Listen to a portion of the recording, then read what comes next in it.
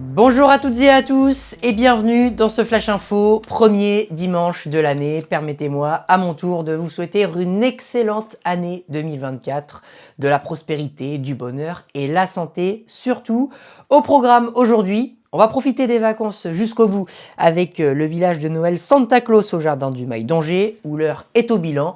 Mais juste avant, on regarde les prévisions météo pour demain matin. Retour d'un temps sec et ensoleillé dans le pays, ça va grelotter au réveil, moins 3 degrés à Metz, moins 2 à Lille, moins 2 à Tours. Ce sera plus doux en revanche dans le sud avec 2 degrés à Tarbes et jusqu'à 10 degrés du côté de Nice. Jusqu'au bout des vacances, commerçants et badauds ont donc profité du village Santa Claus du Jardin du Mail. Depuis un mois, manège, plaisir gourmand et produits du terroir ont donc égrené le village Santa Claus. Après le mois de décembre et puis l'affluence des fêtes de fin d'année, c'était un peu plus calme cette année. L'heure est au bilan, regardez. Les dernières heures avant la reprise. Le calme après l'affluence des fêtes en ce début d'année. Maxime, le coordinateur, en dresse un bon bilan. C'est la 5e édition, donc on évolue tranquillement. Ce qu'il faut savoir, c'est qu'il y a pas mal de monde qui vient de l'extérieur quand même. Pas forcément que d'Angers, même 50 km aux alentours. Et il ne faut pas attendre bien longtemps pour voir la nuit tomber sur le marché, au plus grand plaisir des passants. Le vin chaud est plutôt bon. Le vin chaud est plutôt bon, ouais. Très très bon. Très bonne, la petite goutte de rhum, ça régale. Beaucoup de nourritures diverses et variées, possibilité de s'asseoir, de déjeuner avec de la place. Dans la magie des lumières et des stands, de quoi flâner un peu. Bon, c'est tranquille, très beau, belle lumière, beau reflet sur le... Très beau. Le monde était présent sur tous les week-ends, donc dans l'ensemble ça a été. Comme nous sommes en début d'année, impossible de ne pas poser la question incontournable des bonnes résolutions. Pas forcément. Pas forcément. Non. Je suis déjà très raisonnable. Essayer d'éliminer, faire un peu de sport pour éliminer la nourriture un peu grasse qu'on a mangée et puis voilà, profiter de la vie. Ah moi non, pas du tout, je vais continuer à bien vivre et être présent sur le marché de Noël l'année prochaine. Entre des notes mélodieuses, l'édition 2023 du village Santa Claus se clôture. Un appel pour accueillir de nouveaux exposants l'an prochain a été lancé.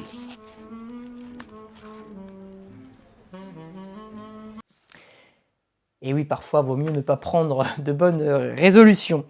Toujours dans l'ambiance de Noël, du moins post-Noël en ce mois de janvier, puisque l'heure est au rangement, mais surtout, l'heure est à la découpe du sapin, bien sûr. Alors contre les dépôts sauvages, comme un peu partout en France, les agglomérations s'organisent pour que l'on puisse recycler nos sapins, dont l'agglomération Angine. Regardez cette infographie, vous le voyez, des points de collecte sont en place jusqu'à mi-janvier. Ils sont là, affichés à l'écran. Vous pouvez déposer jusqu'au 15 janvier votre sapin de Noël pour qu'il soit recyclé en paille. Pensez à enlever toutefois les décorations, bien évidemment, la neige artificielle et puis les sacs de transport. Des témoignages à présent, vous le savez, depuis un mois sur cette chaîne. Mon reportage sur la base navale de Lorient est donc disponible, il est en ligne. Allez le voir si ce n'est pas encore fait dès la fin de cette édition.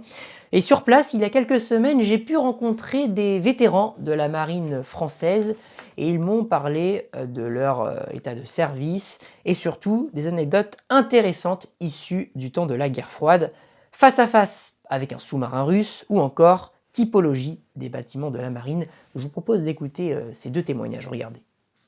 Donc les bâtiments, on va dire officiels, qui représentent leur pays, doivent se saluer. Donc on a fait garde-à-vous tribord, et on est arrivé au niveau d'un croiseur russe, et le croiseur russe nous a répondu que la sonnerie au mort. Donc le Pachel a dit, on dégage. Des sous-mariniers de la guerre froide, ça n'a aucune comparaison avec les sous-mariniers actuels, qui sont dans le monde numérique, le monde moderne. Ces gens-là étaient dans des sous-marins classiques et partaient en mer, y compris en mer Baltique, en mer du Nord, croisaient des sous-marins russes pour les écouter et les poursuivre dans des conditions particulièrement rustiques. Et ils partaient 70 jours en mer, dont carrément 60 jours en plongée. Et en dépit du temps, au gré du vent et des époques, il y a quelque chose qui ne change pas, c'est bien sûr le 1er janvier de chaque année avec son lot de changements. Autant vous dire que ce sera pas l'année de la sobriété fiscale. Regardez, les péages, les tarifs au péage vont prendre plus 3% en moyenne. Et puis pour ceux qui souhaitent faire une carte grise, ce sera pas forcément mieux puisque le prix du cheval fiscal passe à 46,95 €. Idem également pour les timbres qui vont voir leur prix augmenter. 1,16 € à 1,29 € le timbre normal.